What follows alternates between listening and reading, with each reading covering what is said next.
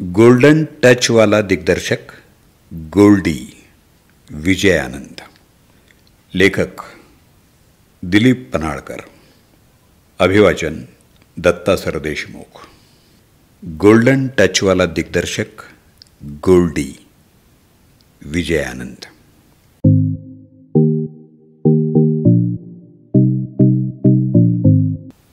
22 जानेवारी हा गोल्डी विजय आनंदचा जन्मदिवस। मी जेव्हा जेव्हा गाईड बघितला त्या प्रत्येक वेळी मला त्या क्लासिक चित्रपटात काहीतरी नवीन असं सापडलं की त्यामुळं मी चकित झालो। जितक्या वेळा तिसरी मंजिल बघितला प्रत्येक वेळी मी तो सॉलिड एन्जॉय केला। जेवढ्या वेळा ज्वेल थीप पाहिला तेवढ्या वेळा मी चक्रावून गेलो। जॉनी मेरा नामच्या जेवढ्या वाऱ्या केल्या त्या प्रत्येक वारीत मला तो पिक्चर केव्हा संपला हेच कळलं नाही। आणि तेरे मेरे सपने वारंवार पाहताना सतत डोक्यात विचारांचं काहूर माजलं। आणि या सर्वांच्या आधी 9-2-11, काला बाजार आणि तेरे घर के सामने बघताना आपण काहीतरी वेगळं, फ्रेश आणि सुंदर असं काहीतरी पाहतोय असं जाणवत राहिलं। या फिलिंग्ज इतकी वर्ष झाली तरी तशाच ताज्या आहेत। याला कारण हे सगळे चित्रपट ऑल टाईम क्लासिक बनवणारा ग्रेट गोल्डी विजय आनंद।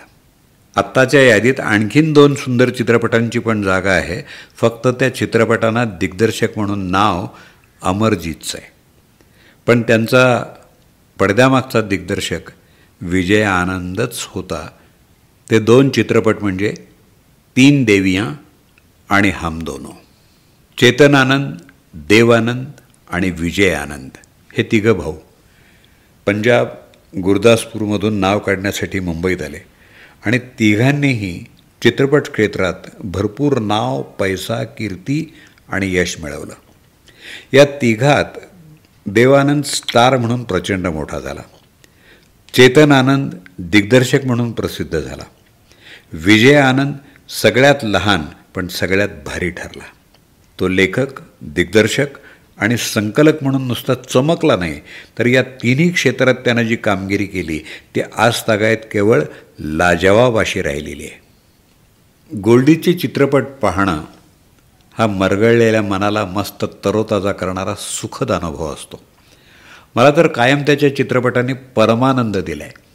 सिनेमाच्या तंत्रावर विलक्षण हुकमत असणारा आणि सिनेमा हे करमणुकीचं माध्यम आहे हे लक्षात ठेवून, पण तो पाहणारा प्रेक्षक 3 तास खुर्चीला खिळून कसा राहील आणि त्याला एक सुंदर सिनेमॅटिक अनुभव कसा मिळेल यासाठी जीव तोडून प्रयत्न करणारा आणि त्यातून एक अप्रतिम कलाकृती निर्माण करणारा असा ताकदीचा सर्जक होता गोल्डी।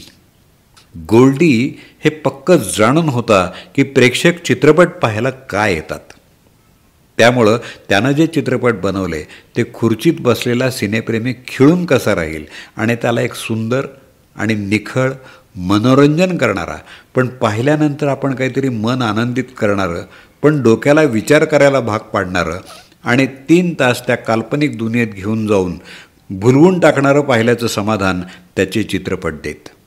गाईड आणि तेरे मेरे सपने हे 2 चित्रपट एकीकडं आणि तिसरी मंजिल, ज्वेल थीप, जॉनी मेरा नाम हे चित्रपट दुसरीकडं, अशी त्याच्या चित्रपटाची विभागणी केली की गोल्डीची ताकद कळते।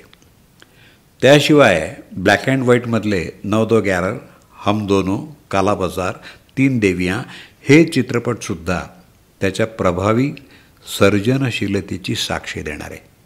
गोल्डीचं मोठेपण यात आहे की तो नुसता दिग्दर्शक नव्हता, तर त्याच्या चित्रपटाची पटकथा, संवाद, संकलन या बाबीसुद्धा तोच सांभाळायचा। त्यामुळं त्याच्या चित्रपटावर त्याचा चौफेर स्टॅम्प दिसून येतो। एक तिसरी मंजिल सोडला तर त्याच्या सगळ्या चित्रांचा हिरो देवानंद राहिला आहे। ही त्याच्या यशाची महत्त्वाची जमेची बाजू, कारण देवचं स्टारडम आणि लोकप्रियता त्यानं फार डोकं लावून कॅश केली। तीच गोष्ट शम्मीची। देवानंद त्याच्या पूर्ण करिअरमध्ये गोल्डीच्या चित्रपटाइतका स्टायलिश, देखणा आणि चाहत्यांनी थिएटरच्या वाऱ्या कराव्यात असा दिसला नाही। शम्मी कपूरला सुद्धा गोल्डीनं मस्त कंट्रोलमध्ये ठेवून कडक अंदाजात पेश केलं. याचा फायदा देव आणि शम्मीला भरपूर झाला, पण त्याचा करता करविता हा गोल्डी होता. गाईड हा एकच चित्रपट असा आहे की हिंदी चित्रपटांच्या ऑल टाईम क्लासिकमध्ये तो पहिल्या 3 मध्ये येईल. दुसरा मुद्दा, देवानंदनं त्याच्या अख्ख्या करिअरमध्ये प्रभावी अभिनय केलेला आणि त्याचं स्टारडम बाजूला फेकणारा हा चित्रपट. तिसरा मुद्दा, गाण्याचं चित्रीकरण किती देखणं आणि पटकथेला घट्ट करणारं असावं त्याचा वस्तुपाठ. 4, त्या काळच्या रूढी परंपरांना छेद देणारी आणि लोकांना मान्य होणारी गोल्डीची पटकथा. आणि 5वा मुद्दा, प्रतिमेला मोडून टाकणारी बंडखोर नायिका जिला वहिदा रहमानच्या अभिनयानं आणि गोल्डीच्या प्रेझेंटेशनमुळं लोकांनी डोक्यावर घेतलं. आणखीन भरपूर सांगता येईल, पण गाईड हा स्वतंत्र लेखाचा विषय आहे. पण रसिक हो, खरोखरच गाण्याचं चित्रीकरण पाहावं तर गोल्डीचंच. त्यानं चित्रित केलेली सगळीच गाणी बघत राहावी अशीच आहेत. पण तरीही अभी न जाओ छोडकर, मैं जिंदगी का साथ, हम दोनों मधली गाणी, ऐसे तो न देखो, ख्वाब हो तुम या कोई हकीकत, 3 दिव्यां, सच हुए सपने, काला बाजार, एक घर बनाऊंगा, दिल का भंवर, तेरे घर के सामने, आज फिर जीने की तमन्ना, तेरे मेरे सपने, पिया तो से, गाइड, ये दिल न होता, होंठों पे ऐसी बात, ज्वेल थीफ, ओ हसीना जुल्फ़ों वाली, ओ मेरे सोना, तीसरी मंजिल, ओ मेरे राजा, नफ़रत करने वालों के, जवानी मेरा नाम, जैसे राधा ने, तेरे मेरे सपने, पल पल दिल के पास, मिले 2 बदन, ब्लॅकमेल, अकेला गया था, राजपूत. ही काही गाणी ज्याचं चित्रीकरण पाहणं हा रसिकांना मन प्रसन्न करणारा अनुभव, तर नवोदितांना अभ्यासाचा विषय. रसिक हो, गोल्डीच्या चित्रपटातली गाणी कधीही जागा भरण्यासाठी नसतात, तर पटकथेला पुढं नेणारी आणि चित्रपटाचं सौंदर्य वाढवणारी असतात. त्याची या क्षेत्रात एवढी हुकमत होती की विचित्र आणि विश्वास बसणार नाही अशा सिच्युएशनला त्यानं गाणी टाकून ती हिट करून दाखवली. जॉनीमध्ये पोलीस मागं लागलेले असताना हेमा मालिनीसारख्या ड्रीम गर्लबरोबर हे गाणं म्हणतात आणि पब्लिक ते उचलून धरतं. दारूच्या ग्लासमधून दिसणारे सुंदर नूतन बघून देव म्हणतो, एक घर बनाऊंगा. सगळ्यात कहर म्हणजे विलनची गँग नायक नायिकेचा जीवघेणा पाठलाग करतायत. नायक नायिका घट्ट बिलगून लपून बसलेत, गुंड त्यांचा शोध घेत आहेत आणि अशावेळी गाणं येतं, मिले मिले 2 बदन, ब्लॅकमेलमधलं. चित्रपटातले हे गाणं काय शूट केलं आहे गोल्डीनं. याच पिक्चरमधलं पल पल दिल के पास हे बघताना तर वेडं व्हायला होतं. कमाल आहे, कमाल. अभी न जाओ हे गाणं सुंदरच, पण जहाँ मैं ऐसा कौन है हे गाणं हिंदी चित्रपटातलं सर्वात भारी प्रणयगीत ठरावं इतकं त्याचं टेकिंग लाजवाब आहे. कुतुब मिनारच्या पायऱ्या उतरताना घेतलेलं दिल का भंवर करे पुकार हे तर केवळ ग्रेट. आणि तेरे मेरे सपने अब एक रंग है हे तर सेल्युलाईडवरचं अमर प्रेमगीत आहे. कितीतरी गाणी, कितीतरी गाणी. गोल्डी गाणी प्रेझेंटच अशी करायचा की त्यामुळं पिक्चरची व्हॅल्यू तर वाढायचीच, पण प्रेक्षकांना त्यांच्या स्वप्नांना पंख फुटल्यासारखं वाटायचं.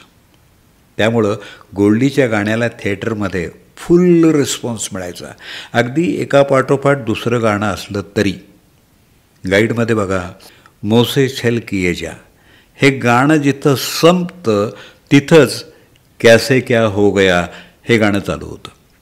असा प्रयोग करण्याचा मान फक्त गोल्डीकडं. आणि परत दोन्ही गाणी हिट.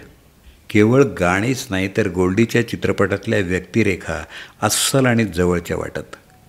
त्याच्या चित्रात कोणताही प्रसंग भडक किंवा बटबटीत नसतो. सगळ्या इमोशन्स, ॲक्शन्स कंट्रोलमध्ये. प्रसंग कट शॉर्ट तर त्यातले संवाद पण एकदम मोजक्या शब्दातले. कुठलाही सीन रेंगाळत नाही, कारण गोल्डीचे संवाद आणि गोल्डीचं संकलन अशी चौफेर हुकमत असणारा तो एकमेव असावा.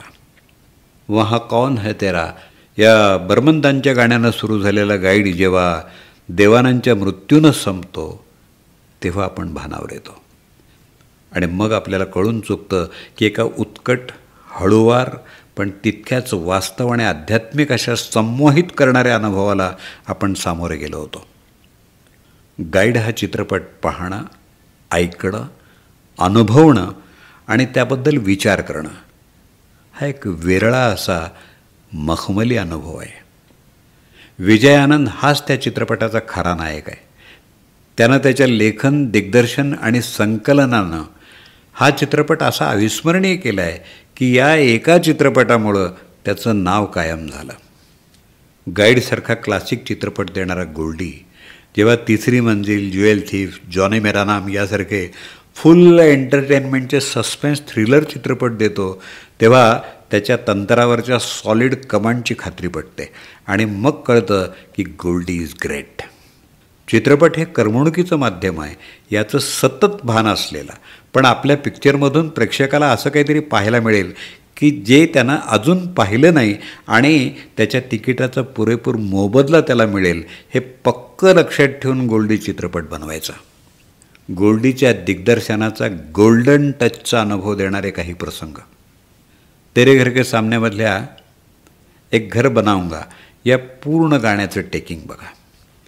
दारूच्या ग्लासात दिसणारी गाणारी नूतन आणि तो ग्लास हातात धरून गाणारा देवानंद.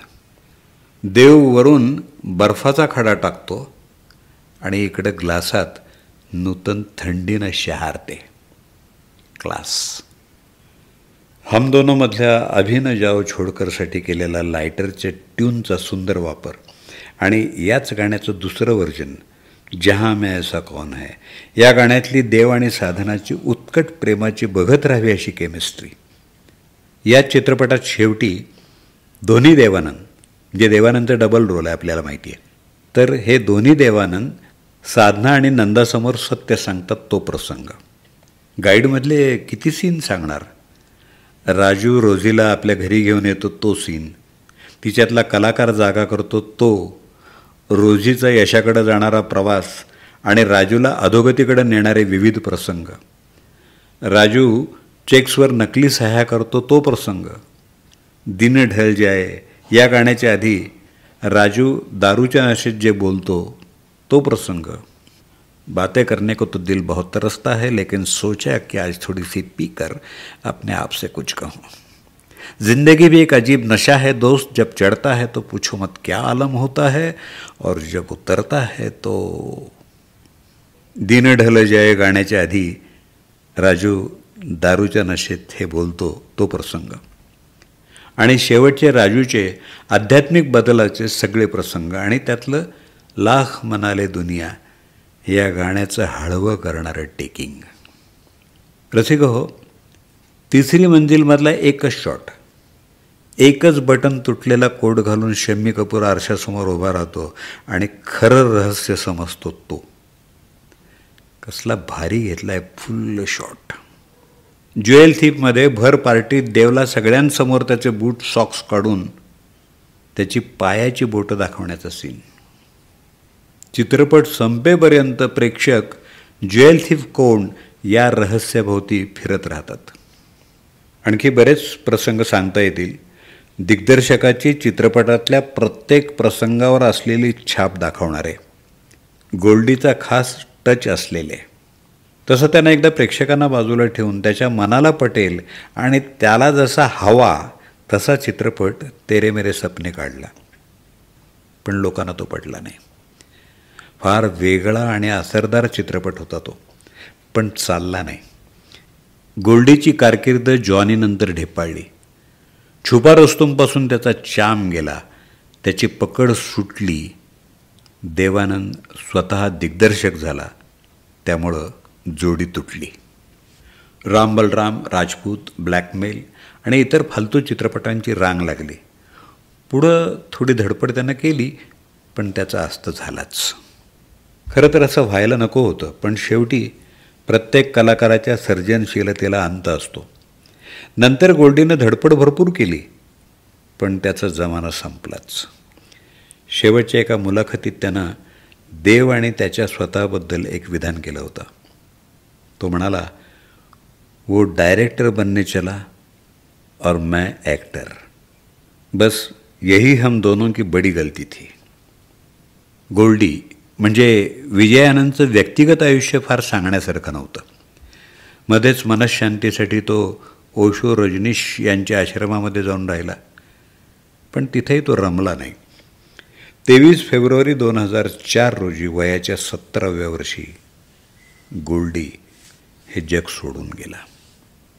गोल्डीचा जमाना संपला, पण 60 आणि 70च्या दशकात त्यानं जे सिनेमे दिले ते आज 2024मध्ये बघताना सुद्धा एकदम ताजे आणि या काळात सुद्धा फिट्ट बसणारे वाटतात. इतका Goldie ahead of the time होता. त्याचा गोल्डन टच हाच त्याच्या चित्रपटांचा USP होता. आणि असे खास गोल्डी टच त्याच्या चित्रपटात आवर्जून सापडतात. अशा त्याच्या चित्रपटातल्या एक एक सुंदर जागा सांगायच्या ठरवल्या तर त्याचा एक प्रदीर्घ लेख होईल, इतक्या त्या ठासून भरलेल्या आहेत. सिनेमा हे पूर्णपणे दिग्दर्शकाचं माध्यम आहे हे स्वतःच्या अफलातून कारागिरीनं सिद्ध करणारा आणि त्याच्या नितांत सुंदर हाताळणीनं प्रत्येक चित्रपटावर स्वतःचा अमिट ठसा उमटवणारा लाजवाब दिग्दर्शक म्हणजे विजय आनंद उर्फ गोल्डी.